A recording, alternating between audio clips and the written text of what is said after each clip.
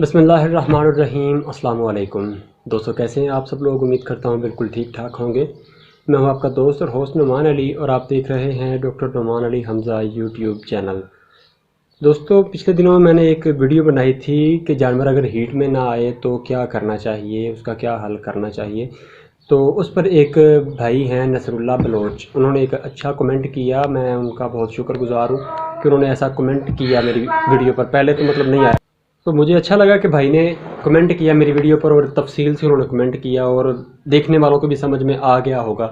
तो उन्होंने कमेंट किया था कि भाई अगर जानवर जो है वो एंडोमेट्राइटिस हो जाता है, मेट्राइटिस का इशू होता है, पायोमेट्रा का इशू होता है, या फिर फॉलिकुलर सिस्ट हो, या फिर ओवरी का कोई सिस्ट वगैरह हो, तो ऐसी सूरत हाल में भी जानवर जो है वो हीट में नहीं आता, या फिर जानवर के अंदर इन्फेक्शन होता है तो जानवर हीट में नहीं आ पाता। ख्वाह आप कोई भी इलाज मुआवजा करते रहे, जो इलाज मुआवजा जैसा कि मैंने बताया था।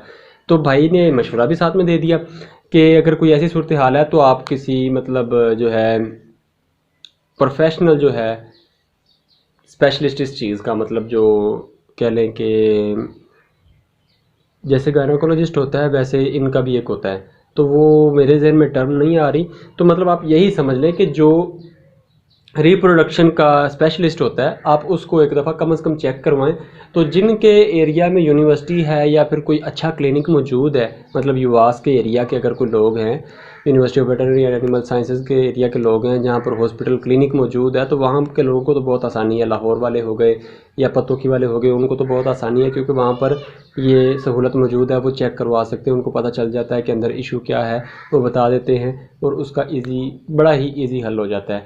तो इसका हल होता भी काफ़ी ईजी है। सबसे ज़्यादा तो जो है वो ऑक्सीटेट्रासाइक्लिन यूज़ की जाती है, मतलब मेट्राइटिस के केस में यूट्रस के अंदर वो रखी जाती है।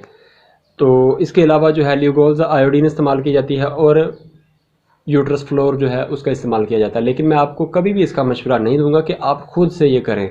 अगर आपका जानवर का मसला है ज़्यादा है, मैं मतलब फ़र्स्ट एड वाली कह लें कि काम मैं करता हूँ, मैं कोई प्रोफेशनल काम जो है वो यहाँ पर कभी भी किसी बंदे को मैंने गाइड नहीं किया कि ये प्रोफेशनल काम जो है वो आप खुद से करना शुरू कर दें। तो इसीलिए मैंने इसका ज़िक्र किया भी नहीं था। तो भाई ने कमेंट कर दिया, तो मेरे ख्याल से इसका ज़िक्र करना ज़रूरी है क्योंकि कुछ ना कुछ लोग होंगे जो पूछेंगे कि सर आपने इसके मतलब क्यों नहीं गाइड किया। तो इसलिए आज की जो वीडियो है वो मैंने बनाई है कि अगर आपके जानवर जो है वो अगर उसके शर्मगाह से रेशा आता है, या फिर कह लें कि आपको बंदे को कम से कम इतना पता होता है कि उसका जो जानवर है, मतलब जब उसने बच्चा दिया है उसके बाद उसकी कंडीशन क्या रही है, या फिर इंसेमिनेशन करवाने के बाद उसने रेशा वगैरह फेंकना तो नहीं शुरू कर दिया, या फिर बार बार खून या रेशा जो है वो तो नहीं आता। खून खैर नहीं आता, कचलऊ आता है, जिसको आप कह लें कि पीप और खून का मिक्सचर होता है, वो आता है। तो अगर आपके जानवर को कोई ऐसा इशू है तो ऐसी सूरत हाल में कभी भी किसी वीडियो पर रिलाय ना करें, किसी रिप्रोडक्शन के स्पेशलिस्ट को दिखाएं। डीवीएम डॉक्टर जो है स्पेशलिस्ट हो ही इसी चीज़ का, उसको दिखाएं। वो आपको उसका हल करके देगा, ख्वाह वहाँ पर कितने ही पैसे क्यों ना लगें।